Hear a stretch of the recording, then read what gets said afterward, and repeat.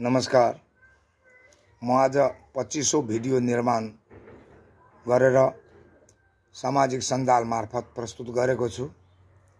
त सबभन्दा ठुलो कुरा म यो यहाँहरूलाई जानकारी गराउँछु। म स्वस्थ भएँ, स्वस्थ नै रहनेछु, किनभने म प्राकृतिक उपचार पद्धति अपनाइरहेको छु। जङ्क फुडहरू सेवन गर्दिन। प्राकृतिक आहारहरू, प्राकृतिक तरिकाको बिहारहरू, बसघराको बसाई अनि प्राकृतिक पद्धतिद्वारा चाहिँ स्वास्थ्यलाई स्वस्थ बनाएको छु। त्यसै गरी दिमागलाई शान्त बनाउन, अझ यो दिमागमा नयाँ नयाँ असल कुरा, असल ऊर्जा आउनको लागि बिहान ध्यान तपमा बसेको छु।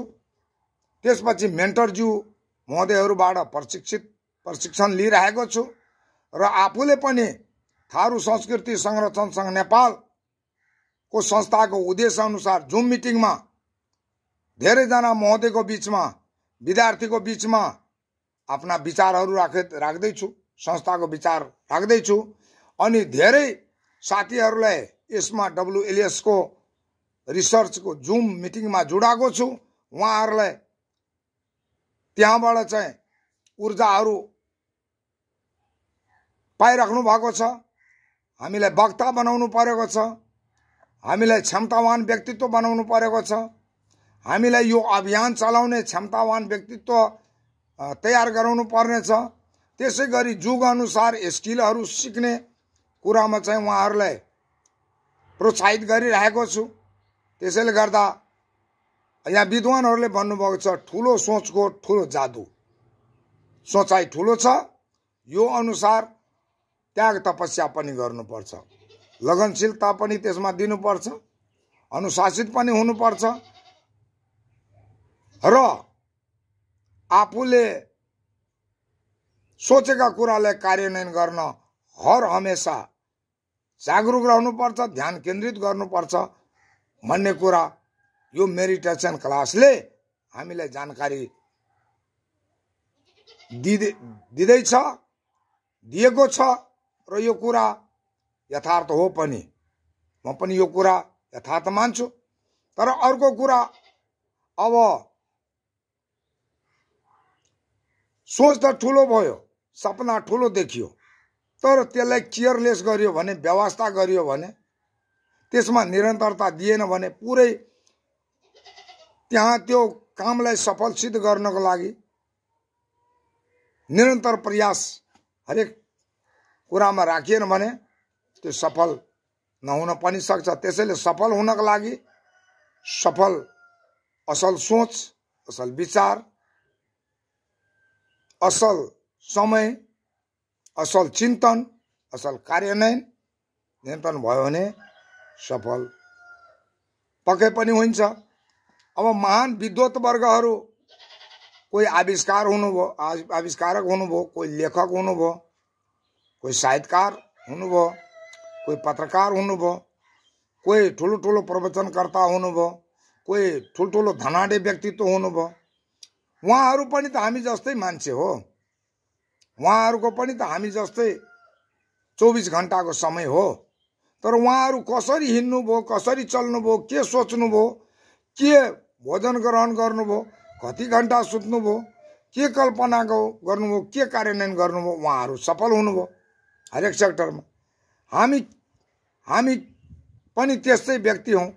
हामी के गर्यौँ, के सोच्यौँ, कसरी हिँड्यौँ, निरन्तरता दियो कि दिएन, त्यसमा हामी उहाँहरूको जति हुन सक्यौँ। चाहे आविष्कारक हुन सक्यौँ, चाहे ठुलो प्रवचनकर्ता हुन सक्यौँ, ठुलो धनाढ्य व्यक्तित्व हुन सक्यौँ, ठुलो उद्योगपति हुन सक्यौँ, ठुलो राजनीतिज्ञ हुन सक्यौँ, ठुलो प्रशासनिक निकायका प्रमुखमा पुग्न सक्यौँ।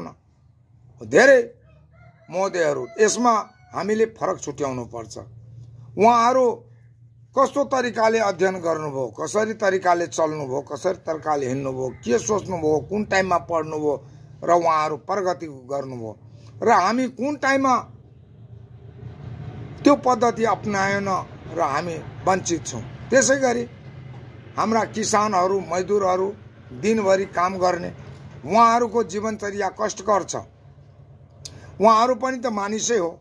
उहाँहरू के सोच्नुभयो र आज सिम्पल जीवन, दुःखदायी जीवन बिताउँदै हुनुहुन्छ। र अरू केही महोदयहरू के सोच्नुभयो र सुखी सम्पन्न हुनुभएको छ। हो त्यसै गरी हामीले जहिले पनि राम्रो कुरा सोच्नुपर्छ, राम्रो किताब पढ्नुपर्छ, राम्रो साथीको सङ्गत गर्नुपर्छ, राम्रो बानी व्यवहारको विकास गर्नुपर्छ। त्यसै गरी राम्रो मेन्टर, प्रशिक्षकसँग रिलेसन राख्नुपर्छ। आफूले नजानेको कुरा प्रश्न गर्नुपर्छ। प्रश्न गर्नको लागि कुनै यसमा सङ्कोच मान्नु हुँदैन। आफूभन्दा कम उमेरका बालबच्चाहरूले पनि धेरै कुरा अहिले जानेको बुझेको हुन्छ। जुग अनुसार त्यो बच्चाहरूसँग पनि हामीले सिक्नुपर्छ र सफलताको दिशातर्फ उन्मुख हुनुपर्छ भन्ने यो मेरो बुझाइ हो। र सबैको बुझाइ यस्तो भइदियो भने बहुतै राम्रो कुरा हो। र मैले जानेको बुझेको कुरा जो मेन्टरज्यूबाट यो म यहाँ फेसबुक सञ्जाल मार्फत यहाँहरूलाई अवगत गराउँदैछु। अब अर्को कुरा रह्यो, म थारू संस्कृति संरक्षण सङ्घ नेपालको संस्थापक अध्यक्ष र यसको उद्देश्य थारू भाषा, वेशभूषा, कला, संस्कृति, जगेर्ना संरक्षण, सम्वर्धन, प्रदर्शन, व्यवस्थापन।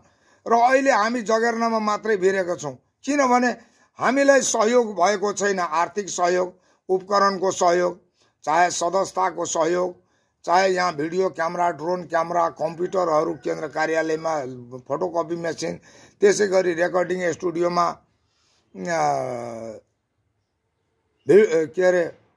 साउन्ड मोनिटर, त्यसपछि हेडफोनहरू, त्यसपछि स्टेन गुणस्तरीय माइकहरू, माउथ माइकहरू, त्यसै गरी कम्प्युटर, राम्रो खालको कम्प्युटर एडिटिङ गर्ने, त्यसै गरी सङ्गीतालय निर्माण गरौँ भने त्यहाँ 10-15 किसिमको वाद्यवादनको अभाव छ। चलचित्र, कल्चरल चलचित्र एल्बम, चाहे गीती एल्बम, थारूको कल्चरल चिज निर्माण गरौँ भने भिडियो क्यामेरा छैन, ड्रोन क्यामेरा छैन। प्राचीन गहनाहरू लोप भइसकेको छ, त्यो बनाउनु पर्छ। वेशभूषाहरू खरिद गर्नुपर्छ। त्यसै गरी प्रशिक्षकलाई चाहिने पारिश्रमिकको व्यवस्था गर्नुपर्छ। त्यसै गरी वाद्यवादकहरू जो प्रशिक्षकहरू हुनुहुन्छ उहाँहरूलाई लजिङ र फुडिङ र पारिश्रमिकको व्यवस्था गर्नुपर्छ। त्यसै गरी गायिका, राम्रो गायिकाबाट गवाउने हो भने उहाँहरूको पारिश्रमिक गर्नुपर्छ, तोक्नुपर्छ, दिनु पनि पर्छ। अनि त्यसै गरी धेरै कुराहरूलाई कार्यान्वयन गर्नको लागि सबभन्दा ठुलो कुरो हो अर्थ। यसैले गर्दा म पटक पटक यहाँहरूलाई बिन्ती गरिरहेको छु, यदि हामीमा अर्थ भइदिएको भए, यदि कुनै निजी कम्पनी भइदिएको भए यति काम छिटो हुन्थ्यो। तर यहाँ त यो संस्था हो, मेरो शेषको बादमा पनि यो संस्था रहन्छ। कोही एबिसिडी, कोही व्यक्तित्वहरू क्षमतावान भएर चाहिँ चलाउनुहुन्छ होइन। तर जुन कुरा म अध्ययन गरेको छु, जो कुरा खोज अनुसन्धान गरेको छु, जो कुरा गर्न चाहिरहेको छु, त्यसको लागि यदि हामीलाई साधारण सदस्यता काटेर, आजीवन सदस्यता काटेर, चाहे सहयोग एउटा सहयोग दिएर अहिलेसम्म हामीले सहयोग पाएको भए अहिलेसम्म 200 गीतहरू रिलिज हुने थियो, राष्ट्रिय टोली निर्माण भइसक्ने थियो, जिल्ला टोलीहरू निर्माण हुने थियो, जिल्लामा, नगरमा। त्यसै गरी धेरै क्षेत्र विभागको चाहिँ प्रशिक्षण कार्यक्रम हुने थियो। निश्चित रूपले यो संस्थाले यो समाजलाई केही न केही उपलब्धिहरू दिने थियो। तर अहिले यो कमिटीमा अलिक विद्वत वर्गहरू, बौद्धिक व्यक्तित्वहरू, राजनीतिक व्यक्तित्वहरू, जसको देश विदेशमा लिङ्क छ, चेतनशील व्यक्तित्वहरू, कलम चलाउने व्यक्तित्वहरू, जसको बोली विक्ष देश विदेशमा, त्यस्ता महोदयहरू यदि यो संस्थामा आबद्ध भइदिएको भए, सदस्यता लिइदिएको भए, सहयोग गरिदिनु भएको भए र यो संस्थाको कमिटीमा आबद्ध भएर एउटा तह तबका उहाँहरूले सम्हालिदिनु भएको भए अहिलेसम्ममा हामीले धेरै कलाकारहरू उत्पादन गरिसक्ने थियौँ। कल्चरल कलाकारहरू, वादकहरू, प्रवचनकर्ताहरू, त्यसै गरी कलाकर्मीहरू, पत्रकार ट्रेनिङ पनि हामी दिइसक्ने थियौँ, प्रोपोजल राइटिङ सम्बन्धी तालिम पनि हामी दिइसक्ने थियौँ। अब भाषाविज्ञहरूलाई बोलाएर पनि थारू भाषालाई धेरै भाषामा ट्रान्सलेट गर्न सक्ने थियौँ। तर यहाँ त धन्यवाद दिन्छु म त्यो न्याक र नटुवाहरूलाई, नटुवा कलाकार र त्यो दिदीबहिनी आमा दिदीबहिनीहरूलाई जुन रात दिन आफ्नो घरको लगानी गरेर एक पैसा नलिकन उहाँहरू अभियानमा जसरी साथ दिनुभयो, त्यसै गरी सम्पूर्ण समुदायले हामीलाई साथ दिएको भए सबै कुरा अहिलेसम्म धेरै कुराहरू व्यवस्थापन भइसक्ने थियो। त अब पनि केही छैन, धेरै कुरा अध्ययन भयो मलाई पनि। र अब म यहाँहरूको समक्षमा सङ्गठन निर्माण गर्न साथीहरूलाई, यो संस्थाको पदाधिकारीहरूलाई त्यहाँ आग्रह गर्छु जानको निम्ति। जानुहुन्छ, म पनि जान्छु, सङ्गठनमा आबद्ध भइदिनु होला र यो संस्थाको उद्देश्य के हो त्यो पनि सुनिदिनु होला र त्यो उद्देश्य अनुसार आजीवन सहयोग सदस्य वाद्यवादनको सामग्री दिएर, वेशभूषाको सामग्री दिएर, उपकरणहरू दिएर, हामीलाई हौसला दिएर लाइक सेयर कमेन्ट गरेर सहयोग गर्नुहोला। निश्चित रूपले यो संस्थाले थारूको दबिएको जति पनि गीत सङ्गीतहरू छ, नृत्य सबैको संरक्षण गर्नेछ, लगायत सम्पूर्ण जात जातिको जति पनि गैर थारूहरूको अरू संस्कृतिका नाचहरू छ, सलेस नाच, दिना भद्री नाच, हंसराज वंशराज नाच लगायत धेरै लोप उन्मुख नाचको पनि यस संस्थाले चलचित्र निर्माण गर्ने बारेमा, भिजुअल निर्माण गर्ने बारेमा सोचेको छ। जसै गरी दगरिन माताको बारेमा र धेरै जात जातिको देवी देवताहरूको जो एउटा प्राचीन सभ्यताको भजनहरू छ त्यो सङ्कलन गरेर, रेकर्डिङ गरेर, सुटिङ गरेर त्यसलाई गीती एल्बम बनाएर चाहे चलचित्र बनाएर यहाँहरूको समक्षमा ल्याउने विश्वास पनि दिँदै म आफ्नो कुरा यहीँ अन्त गर्छु। धन्यवाद। यो संस्थालाई सहयोग गर्न नबिर्सिनु होला, किनभने काम ढिलो भइसक्यो।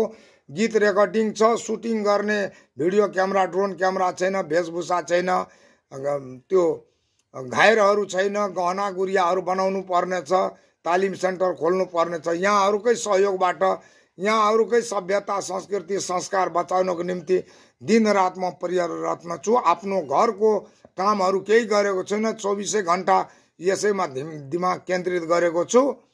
त यहाँहरूलाई विश्वास दिलाउँछु कि यो संस्थाले यो गीत फ्याकल्टीको, संस्कृतिको गीत फ्याकल्टीको काम ढिलो चाँडो सफल गर्ने नै छ भन्ने विश्वास दिलाउँदै यहाँबाट बिदा हुन्छु। नमस्ते।